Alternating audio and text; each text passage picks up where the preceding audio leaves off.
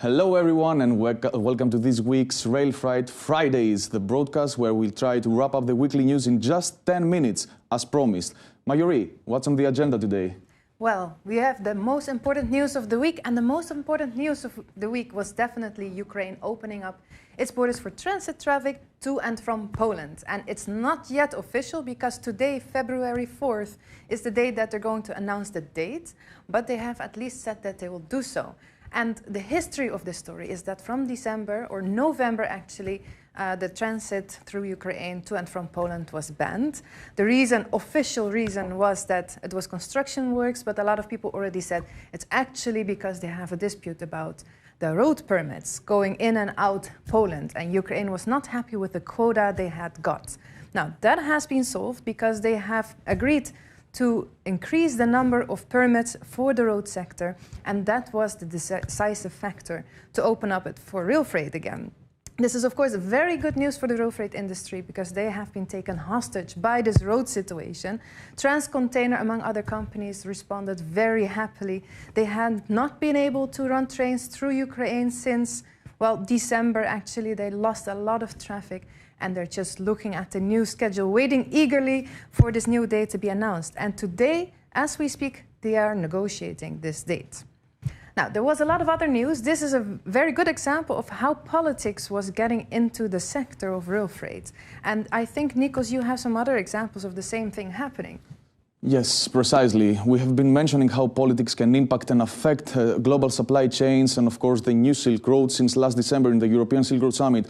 And we see this motive coming up again in the news. Of course, we're talking about the Ukraine and Russia crisis and how it can affect the global supply chain and, of course, the Europe-China trains. There are many scenarios taking place in case of a war conflict. And we, of course, don't want to mention that a war conflict is most important than the supply chain itself, but the impact of a war or a conflict or US sanctions on Russia would be devastating for the European and Chinese rail. Well, developments are still going to take place. We're waiting for them. We're waiting day by day for news in this sense. But yeah, the situation is quite complicated. But since we're talking about politics, Lithuania and Belarus seem to scaling up their conflict. Of course, we already know that Lithuania had banned the transport of Belarusian fertilizers through its territory, and now Belarus strikes back. As the Prime Minister of Belarus mentioned 2 days ago, Belarus is going to stop any rail traffic coming from Lithuania to Belarus. This means that trains that used to transit from Lithuania through Belarus to Poland, for instance, will have to find new routes. Of course, the situation is quite new. We don't know what exactly will happen. Companies are already trying to find alternatives, and most probably, for instance, they will use the route through Poland and Ukraine.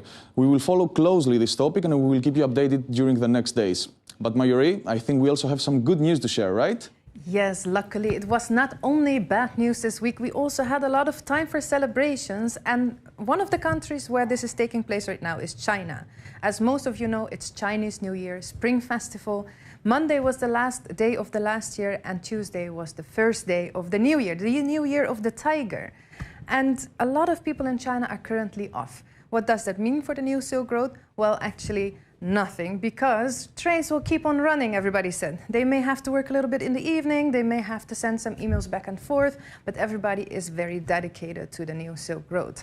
And as you can see, this has a result because the 50,000th train has departed towards Europe this week. And that is another big celebration for China. Now, we have reason to celebrate as well. We're not in those high numbers of 50,000, but we can speak of thousands. Yes, we finally reached the 10,000 LinkedIn followers milestone. We're so excited and happy about that. Of course, we want to thank you for supporting us, and we want to promise that we will keep trying to bring up the best news, the best developments, and of course, to bring out the best journalistic,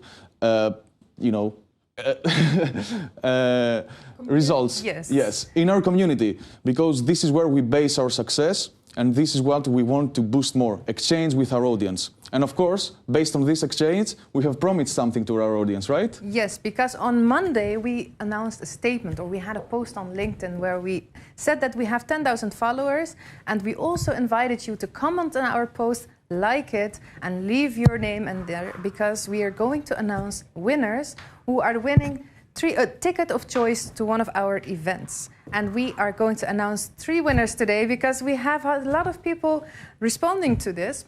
So we have made a raffle.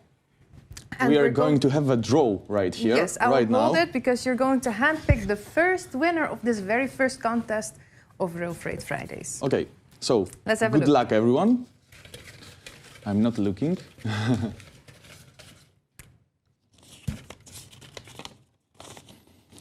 So, the first winner for a ticket of its choice is Hugh Angley from Samworth Brothers Supply Chain, UK.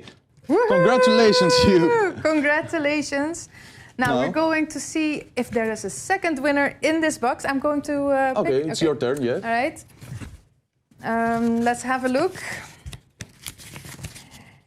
Yes, I know this guy. It's Luc van Meijenveld from Nextral, and he is in the Netherlands. Luc, you won yourself a ticket to one of our events. Yay, congrats. And there is still chance for the third person. Yes, of course, which I'm going to pick right now. And you can hold this for me, please. Thank you.